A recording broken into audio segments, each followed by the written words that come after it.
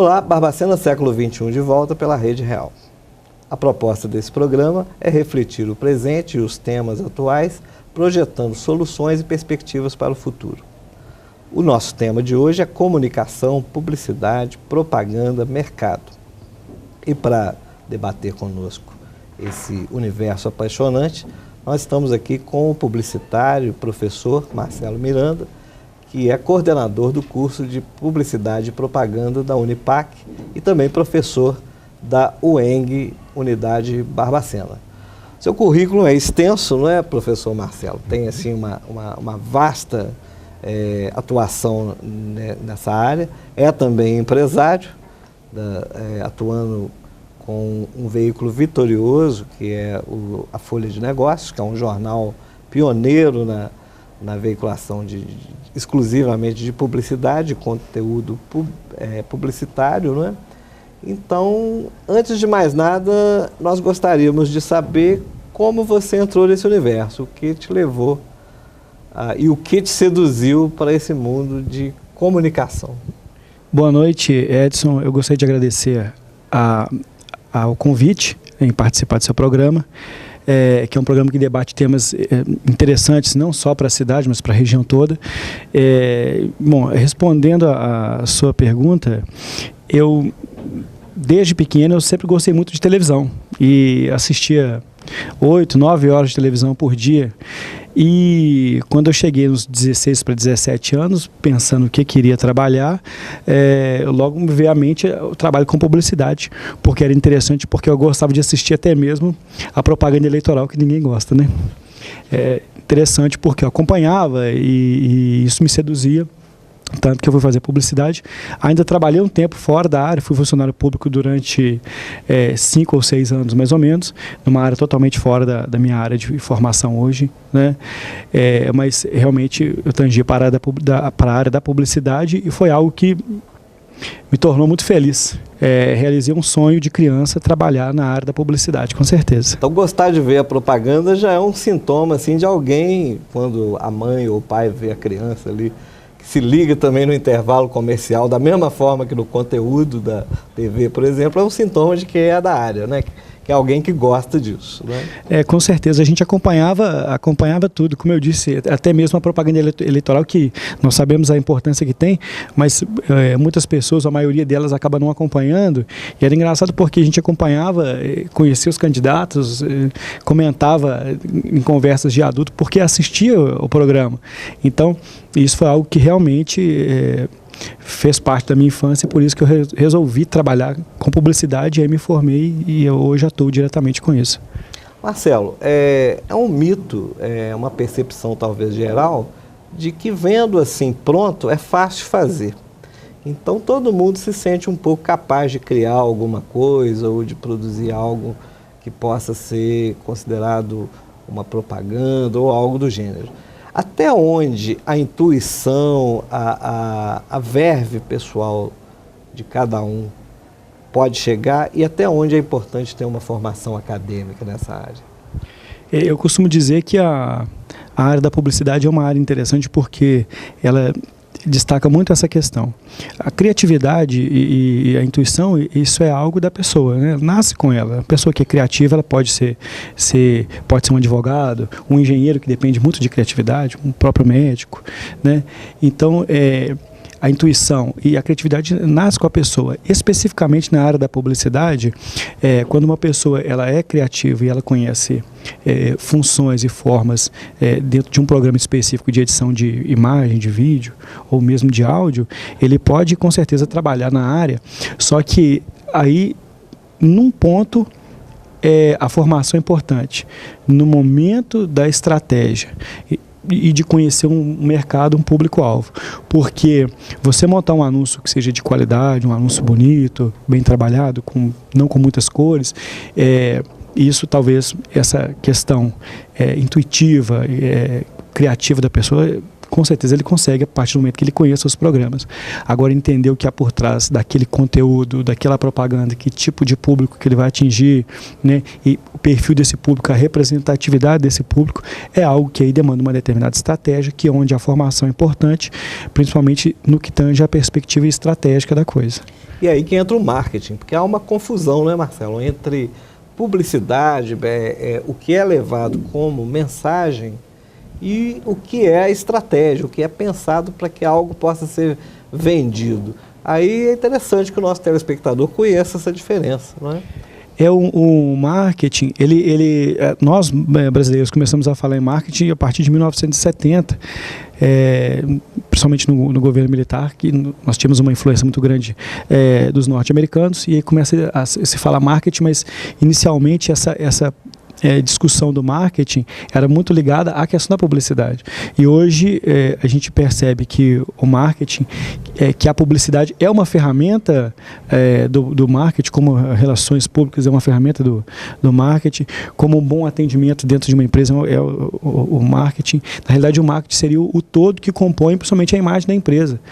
E a imagem da empresa que vai gerar uma venda futura ou um fechamento de novos contratos. Então, tudo isso tange a imagem que a publicidade trabalha. Mas esse pensamento mais amplo da coisa, ele é o marketing. Por exemplo, um treinamento de atendimento dentro de um supermercado para os caixas, por exemplo. Antigamente existia uma certa teoria que em supermercados, tá, que em todo momento da compra atendessem esse cliente bem. Na hora do pagamento, como geralmente gera fila e tudo mais, existia essa teoria, né, e muitas vezes se tornava em prática que a atendente, na hora de pagar, ela ficava com a cara mais fechada para evitar de pedir desconto, prazos e assim por diante. E hoje a gente percebe que não é isso, que isso não acontece mais, a gente não tem nem espaço para isso mais nessa perspectiva de um mercado tão concorrido como hoje. Mas um treinamento de atendimento para caixas, por exemplo, ou para vendedores de loja, vendedores de automóveis, o que for, está dentro da perspectiva do marketing. Então, quando você faz um trabalho amplificado com essa ideia do marketing, tange essas questões também. E a publicidade seria propriamente dito os anúncios, a estratégia dos anúncios e a veiculação dos mesmos. Marcelo, voltando à sua vida acadêmica, você é egresso da Unipac e hoje se torna coordenador do curso que você frequentou anos atrás. Como é que está estruturado hoje esse curso de publicidade e propaganda? Hoje o curso possui 3 turmas, né? Temos uma média de 110 alunos mais ou menos, e alunos de Barbacena em toda a região. Então nós temos alunos de Barroso, de Carandaí, Conselheiro, Lafayette, São João del Rei, Lavras, Juiz de Fora, e o curso hoje, ele, com essa retomada das turmas, ele ganhou um fôlego interessante, né? Inclusive, é bom de destacar para os telespectadores que nós estamos com as inscrições abertas até o dia 31 desse mês. Já está fazendo o comercial aí. Aproveitando a oportunidade, um ensejo. Mas o curso de publicidade de Barbacena, ele se iniciou em 1999. Então, de lá para cá, nós já formamos mais de 1.000 publicitários e algumas figuras são muito marcantes. Então, nós temos ex-alunos que trabalham em campanhas em nível nacional, né? Haja vista, por exemplo, que a última campanha da Unipac foi feita com o Márcio Bruno, que ele atua como garoto propaganda do governo do estado de Minas Gerais, da prefeitura de Belo Horizonte, e atuou diretamente como garoto propaganda da Nova Skin, dentre outras grandes marcas. Temos também um outro ex-aluno que é até nosso amigo do pessoal aqui da TV, que é o Wagner de Oliveira, que trabalhava no SBT em Curitiba e hoje está em Belo Horizonte, também renomadíssimo na sua área, e vários outros, né, dentro do setor público e setor privado, e outros que montaram as suas próprias agências em Barbacena e fora, principalmente fora, e conseguiram um espaço interessante.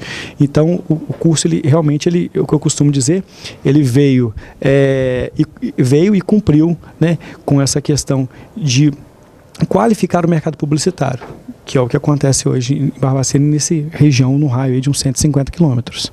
E a gente percebe também, dentro desse universo aí de pessoas que você está citando, algumas que não necessariamente seguiram o caminho da publicidade, ou do marketing, ou da comunicação, mas que são criativos que acabaram achando caminhos profissionais onde a criatividade, é lógico, todas as áreas precisam da criatividade, mas algumas especificamente. Então a gente vê que o curso consegue suprir isso também, não é? E hoje, em termos de mercado, onde esse profissional pode atuar? Que universo profissional aguarda as pessoas que tomam a decisão de seguir uma profissão como essa? Isso também é engraçado, porque existia um mito de que quem fosse formado em publicidade de procurar um grande centro, e há mais ou menos uns 6 meses foi publicado um artigo pela ABAP, que é a Associação Brasileira de Publicidade, que ela destaca ao contrário, né, de toda a verba de publicidade do Brasil, por incrível que pareça, 98% dela fica no interior. Quer dizer, 2% que fica nos grandes centros, onde tem as grandes agências, né? Mas cidades de pequeno, médio e grande porte, e que não capitais, também tem anúncios, também tem agências. Uma cidade, por exemplo, do porte de Juiz de Fora, ela tem hoje cerca de mais de 70 agências. E se tem agência, é porque tem cliente que vai investir nessas agências. E tem mercado consumindo esses serviços. Com certeza, e tem esse mercado, e esse mercado exige, por causa da concorrência, exige uma qualificação tanto da empresa quanto dos anúncios. Na UENG, onde você leciona para futuros professores e educadores, qual é a abordagem que você leva na área de comunicação, de relações humanas? O que essas pessoas precisam saber hoje? É possível educar para consumir comunicação, para consumir publicidade? Seria esse o viés do seu trabalho? O trabalho na UENG ele é muito importante para a formação de futuros professores, porque essa é uma discussão recente, mais ou menos uns 10 anos, e começou com um professor da Escola de Comunicação e Artes da USP, que é o professor Ismar de Oliveira, que é um trabalho sobre educomunicação. E essa educomunicação, ela não é simplesmente formar ou qualificar as pessoas para entender o conteúdo midiático. Porque, na realidade, grande parte dos anúncios, a maioria dos anúncios, a ideologia é utilizada como pano de fundo para poder vender. E, de certa forma, algumas propagandas, elas são, de certo ponto, maliciosas. Propaganda, por exemplo, de cigarro que nem pode mais, mas pendurou por muito tempo, né? E são propagandas históricas, por exemplo, as propagandas da Hollywood são propagandas históricas, né? Gerou um alto consumo. O garoto do Marlboro, né? O cowboy do Marlboro virou um ícone. Né? O cowboy do Marlboro foi e era interessante porque ele não fumava Marlboro. Né? E morreu de câncer. E morreu de câncer. Mas, então, no caso, as propagandas de bebidas são propagandas que a gente tem um olhar mais crítico. Propagandas de gêneros alimentícios, principalmente os que contêm gordura trans, conteúdos industrializados, que são conteúdos que de certa forma fazem mal para a formação infantil. Então, e essas propagandas são as principais e que utilizam esse conteúdo ideológico que na maioria das vezes não consegue ser absorvido por quem recebe, que no caso seriam as crianças, né? Ou então pessoas, no caso da propaganda de bebida, pessoas que têm um determinado grau de vinculação com álcool, alguma dependência, e acabam recebendo aquele conteúdo subliminar, ideológico, e consome não pelo fato de consumir porque seria uma necessidade fisiológica dele, né? Mas seria uma necessidade que o mercado criou. Então, no caso, essa disciplina, essa discussão da comunicação para professores, né, futuros professores formados na UENG, ele tange essa questão de discutir primeiro o que é a comunicação, como que ela influencia todo o nosso viver, isso tanto em aspectos positivos e negativos, porque o homem se comunica desde que, mesmo quando eles não tinham uma linguagem falada, eles pintavam nas paredes das cavernas. E isso tudo faz parte do conteúdo comunicacional. O que hoje a gente faz é esmiuçar esse conteúdo e mostrar onde que estão esses fragmentos ideológicos, para que, de certa forma, principalmente os professores consigam entender isso e trazer essa discussão para dentro de sala de aula, que é um pouco do que fala a educomunicação do professor Ismar de Oliveira, da Escola de Comunicação e Artes da USP. Muito bem, nós vamos para o intervalo, mas eu já vou deixar aqui uma provocação para o professor Marcelo Miranda, nosso entrevistado de hoje, falando sobre comunicação, que é exatamente esse tema da publicidade e a criança. Existem alguns segmentos de órgãos reguladores e mesmo de estudiosos da área que definem a publicidade direta para a criança como algo que deveria até ser retirado dos veículos de comunicação. E essa pergunta que vai ficar para o próximo bloco. Manter ou não manter a publicidade voltada para crianças? Barbacena, século XXI, volta daqui a pouco.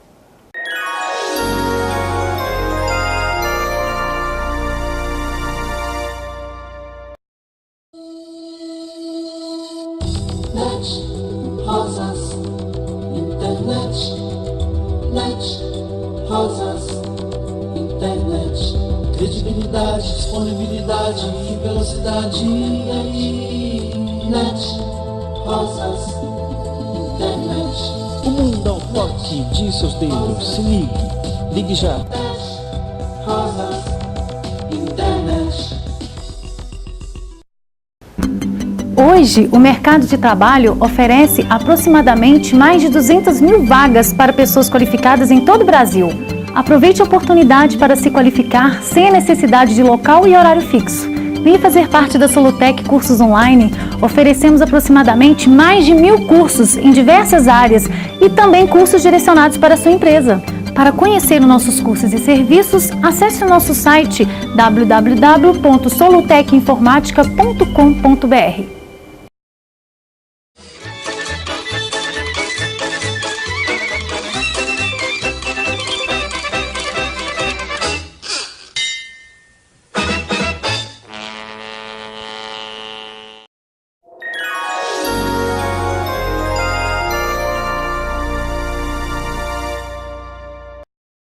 Retornando aqui nossa conversa com o professor Marcelo Miranda, que é publicitário, coordenador do curso de Publicidade e Propaganda da Unipac. Então, professor, e a publicidade direcionada para a criança? Até onde ela pode ser feita de forma correta, sem atingir valores, sem prejudicar o consumidor lá na ponta final, que é o público infantil? Essa é uma discussão que coloca em xeque o aspecto positivo da publicidade e coloca de um lado publicitários e o mercado e de outro os pesquisadores da área, né? Existe um instituto em São Paulo, que é o Instituto Alana, que ele também há mais de 10 anos ele discute, faz pesquisa sobre essa área e assim, é notório que a publicidade infantil, ela influencia muito. Isso os dados de pesquisa já comprovam há muito tempo e, como eu disse, infelizmente a maioria dos produtos que são anunciados são produtos que fazem mal para a saúde, fast food, refrigerantes, e a capacidade de indução ao consumo que a criança tem é muito grande, né? O poder de convencimento é pela pressão, pelo choro, pelo bater o pé, não é? Quando a gente coloca isso aí, na realidade é meio que colocar a família, o pai e a mãe contra a própria criança, porque você, num estudo que nós realizamos na UENG há mais ou menos um ano, a gente avaliou quanto tempo que os pais ficavam com os filhos, isso com as turmas da UENG, e pelo cálculo que nós fizemos, né, a partir da nossa avaliação, um pai ou a mãe fica com uma criança geralmente no máximo entre 3 e 4 horas por dia. E esse restante de tempo? Então, dentro do nosso estudo, são cerca de 4 horas e meia a 5 horas com televisão, 2 ou 3 horas com computadores, e aí a gente faz uma outra divisão com 8 horas para dormir, um certo tempo para alimentação, quer dizer, você tem um tempo pequeno para os pais se relacionarem com os filhos. E aí o que acaba acontecendo?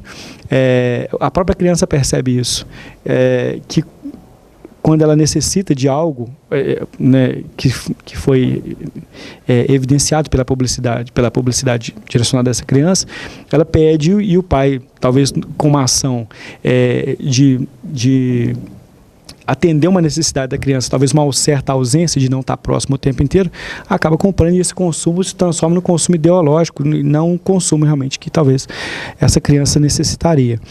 E hoje também tem um dado do Instituto Alana de 2010 que diz que 80% da publicidade infantil no Brasil, ela é de produtos que fazem mal para a saúde. Refrigerante, fast food, nesse mesmo alinhamento. E 85% do poder de compra dentro de uma casa em gêneros alimentícios é da criança. Ou seja, a criança que está falando com o pai, ó, vamos comer isso, vamos comer aquilo. Quer dizer, são números realmente impressionantes. São números grandes. Precisam ser debatidos e entendidos, até porque tudo é necessário, mas a medida das coisas é que é o grande ponto.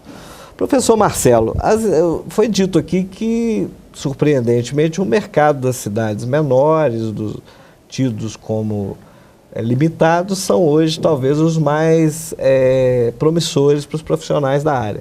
Os empresários desses mercados estão entendendo isso melhor? Hoje é possível imaginar uma segmentação de veículo, de produtor de conteúdo, de criadores, de agências num universo como o de Barbacena, por exemplo? Eu penso nesse aspecto que o próprio mercado e a própria concorrência, ela está demarcando isso. Então, quando uma determinada concessionária que vendia, por exemplo, 40, 50 carros por mês, ela passa a vender 30, ela se pergunta, por que eu não estou vendendo mais os 50 carros ou os 40? Por que eu estou vendendo só, estou perdendo aí 20 veículos mês? E aí é onde entra essa perspectiva da publicidade. Porque se os preços, se as condições são as mesmas ou até melhores, devido à concorrência, algo está falhando. E é onde vem essa preocupação com a estratégia de onde está esse público, e aí pensa-se no marketing no todo, claro, mas principalmente na forma de fazer a publicidade canalizada e direcionada, é onde entra a estratégia.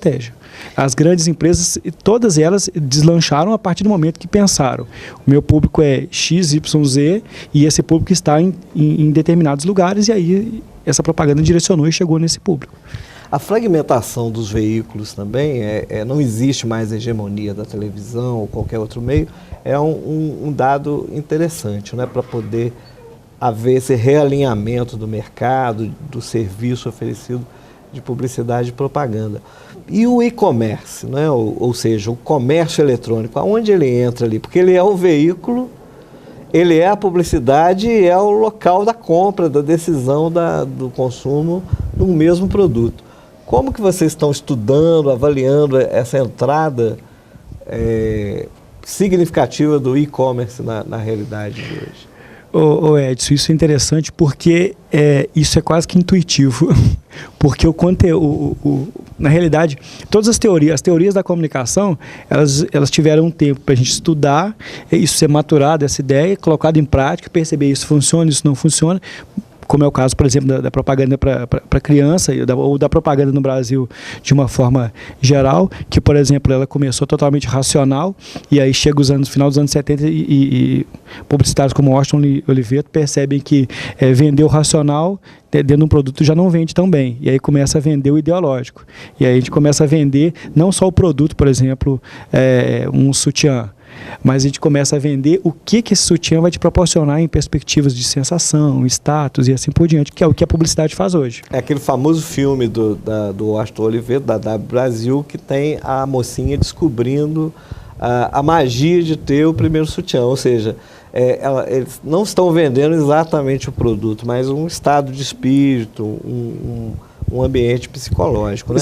E isso é possível também no mundo virtual? É isso que se faz hoje? Sim, mas aí o que a gente percebe hoje é que no mundo virtual essas teorias elas ainda não foram maturadas, por isso que é muito intuitivo a coisa, mas na realidade o comércio eletrônico e a publicidade eletrônica é uma realidade, é o caminho, grande parte do caminho que está seguindo é isso.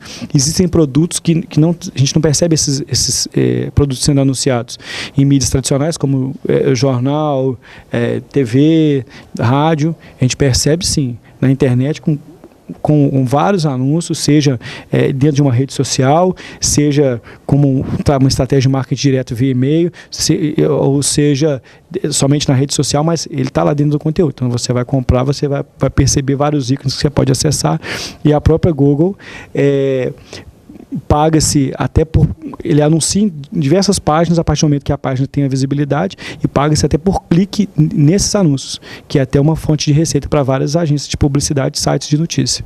Você falou aí das redes sociais, que é uma coisa bastante recente, a gente nem se dá conta disso, né? porque está tão presente hoje na nossa vida, e hoje elas têm um poder de convencimento, de envolvimento psicológico, estados de espírito, de decisão, de consumo muito grandes.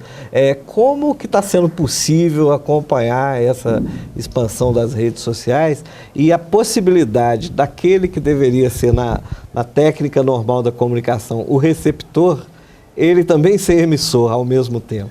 Como é que está essa subversão das posições que a gente classicamente aprendia nas teorias de comunicação? Bom, eu costumo dizer que as redes sociais, elas criaram um cenário interessante, que é um reality show real, onde todos participam. Então, por que seria um reality? Porque você não levantou muito bem, e aí você coloca na sua página, na rede social: hoje eu não estou muito bem, e aí um amigo vai lá prontamente confortar: o que aconteceu? E aí as pessoas começam a compartilhar a sua vida, o seu conteúdo, e eu acho que isso era o que as pessoas acabavam buscando e não conseguiam nos meios tradicionais. A interatividade é muito grande. Existem teorias do futuro da publicidade, ou futuro de alguns veículos de comunicação, né? E é o que a gente vem dizendo, que por que a gente discute tanto isso? Por exemplo, numa rede social, como as pessoas gostam e querem participar dessa produção de conteúdo, na maioria das vezes o que acontece hoje com um fato, né, uma notícia, ela é prontamente postada, né, na internet, depois de 15, 20, 30 minutos é que um site ou principalmente os sites e as rádios, que têm a notícia mais rápido, que vão apurar essa notícia e produzir um conteúdo fidedigno, né? O fidedigno, entre aspas, a partir de cada veículo e seu interesse. Mas em Barbacena, por exemplo, nós tivemos um caso que foi uma tentativa de assalto, e infelizmente teve um assassinato no centro da cidade, que quando ocorreu, a partir do momento que teve o primeiro tiro, já 1 minuto e meio depois, pelo que a gente estudou, já teve uma postagem dizendo o seguinte: tiros no centro da cidade. E aí ninguém sabia o que era. E aí várias pessoas que estavam lá e tiravam foto e postavam e faziam os comentários. Quer dizer, quando o primeiro site de notícia de Barbacena postou uma notícia falando o que já havia acontecido oficialmente, você tinha várias versões do mesmo fato. O fato já era conhecido. O que estava por trás do fato é que precisou de um outro veículo para chegar e organizar essas informações. E aí que você entende, como a gente já vinha conversando, que talvez o que ocorra no futuro seja a mudança dos papéis dos veículos, ou seja, talvez o jornal não consiga mais trazer a notícia, porque o tempo real é a rede social, mas a digestão dessa notícia é possível ser feita por um veículo impresso, ou que tenha mais tempo de entender o que está acontecendo. Seria isso? Seria isso mesmo, no meu ponto de vista, né, humilde, né, a partir das teorias dos frankfurtianos e outros teóricos nesse mesmo alinhamento. Porque a realidade é essa mesmo. As pessoas, elas estão produzindo os conteúdos, só que elas produzem os conteúdos a partir de um determinado ponto de vista. E os meios de comunicação, né, pelo menos os oficiais, eles têm um caráter de veracidade muito grande. Quer dizer, uma coisa virou verdade a partir do momento que, poxa, eu li no jornal, ou eu vi na TV, né? E é o que eu penso que vai acontecer. Os fatos vão chegar cada vez mais rápido para a gente. Quer dizer, um acidente, ou tiros, ou o Brasil ganha a Copa, né? Isso vai chegar para a gente mais rápido, né? O fato aconteceu, 1 segundo depois a gente já vai saber. Agora, a produção desse conteúdo com qualidade, com aprofundamento, é que penso que vai ficar a cargo dos meios de comunicação. E trabalhar isso de uma forma realmente informativa e coesa, para que a gente possa digerir esse conteúdo, porque senão a gente já leu em algum lugar que falou mais ou menos isso que a gente está lendo num site de notícia ou no jornal e assim por diante. O que obriga a se ter mais ética, mais responsabilidade, porque isso já se tem, porque afinal são informações que alteram a vida de muita gente. Bom, o tema é apaixonante, poderíamos alongá-lo mais ainda, mas o nosso tempo está encerrado. O Barbacena Século XXI de hoje fica por aqui. Agradecemos a presença do professor Marcelo Miranda, que trouxe aí informações bastante interessantes. E o programa volta em breve com outro tema, com outro convidado, debatendo a realidade de hoje na cidade e as suas perspectivas a longo prazo, a curto prazo, enfim. Programa que também quer debater o que vem por aí, o futuro. Um abraço a todos e até o próximo Barbacena Século XXI.